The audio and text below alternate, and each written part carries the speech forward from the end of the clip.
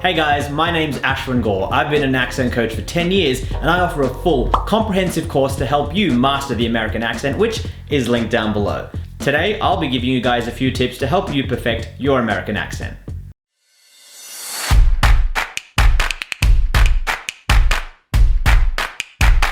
Welcome to part 3 of converting an Indian accent to an American accent. Shout out to my man Saad for requesting this video. So in this video, we're going to go through some of the more specific elements that distinguishes an Indian accent from an American accent. The first technique we're going to cover is the medial T sound. The medial T technique basically means that in the middle of a word where you have a T, for example, in a word like metal, Americans are going to make that T sound into a soft D. For example, an Indian speaker would say metal. That T sound is going to get hit really hard. We want it to become a soft D, metal. Now, what is a soft D? I'm sure you guys have heard of soft Ds versus hard Ds, and it's like, what is the difference between soft and hard in that capacity? So the best way to look at it is a hard D is really got that D sound. For example, M-U-D, mud. That plosive D hits hard. If we had the D be a hard D in the word metal, it'd be M-E-D-A-L, would be medal. And that's like an Olympic medal, for example. A T sound, a hard T sound, like in the Indian accent, would be metal. So that's the D versus the D.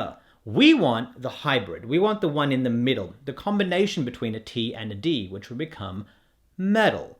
So here are some more examples. The word liberty would become liberty. The word writer would become rider. So for example, if there's a sentence that says that writer is a motorcycle rider, we want those distinguishing factors there, so it becomes that rider is a motorcycle rider. So that hard D is in the word rider, and the soft D becomes in the word rider. For example, a word like batting. If you're playing cricket, MS Dhoni is batting. Instead of batting, it's going to be batting. MS Dhoni is batting.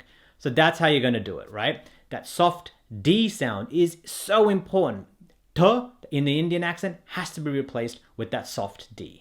The next technique is the TH sound. This sound is really difficult for Indian speakers, and so I want to talk a little bit about it. There's two versions. Let's look at the word thin. The word thin has a th sound. So you want your tongue between your teeth, and you just want to expel some breath. By doing that, you get the TH sound that you require for a word like thin, thick.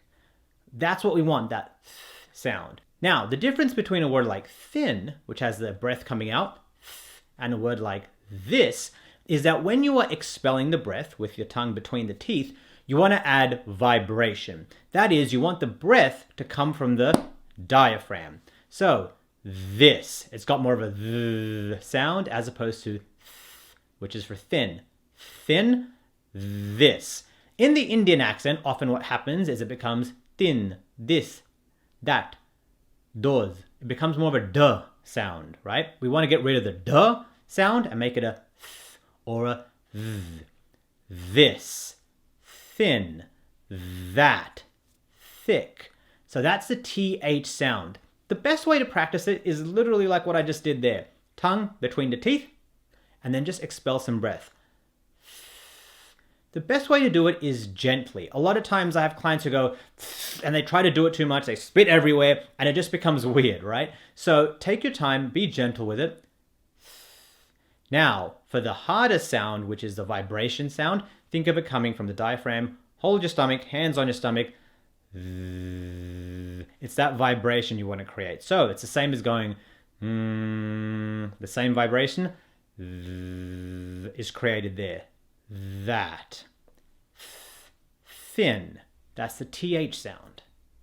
And finally, we've covered this before, but it's the difference between the W and the V sound for an Indian speaker. Now, we all know that Indian speakers always mix up the W's and V's. So instead of volleyball, it'll say volleyball. Instead of wicket, it'll say wicket.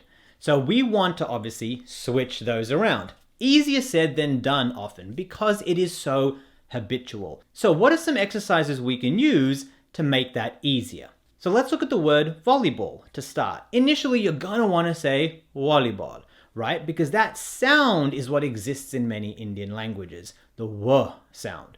To replace it with the V sound, anytime you see the letter V, take a second.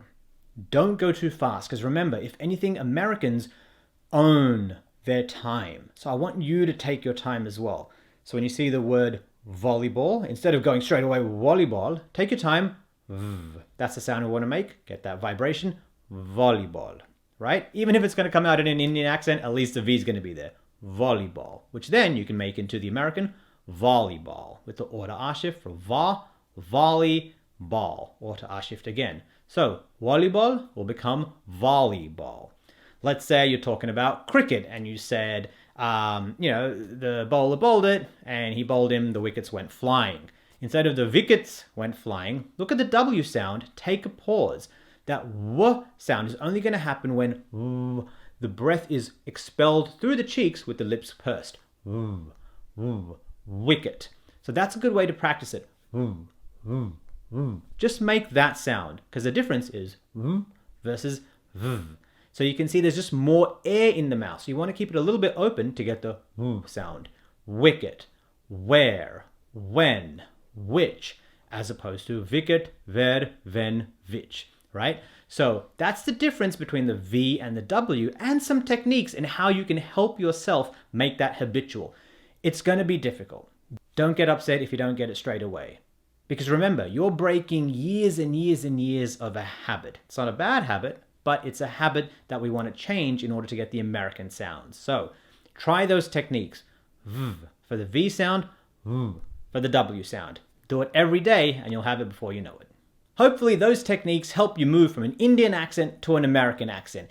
If you guys have any suggestions, if there are any techniques or words or sounds that you're still having trouble with, send me an email. That's what Saad did. He sent me an email and now he's got a video explaining some of the techniques he had trouble with.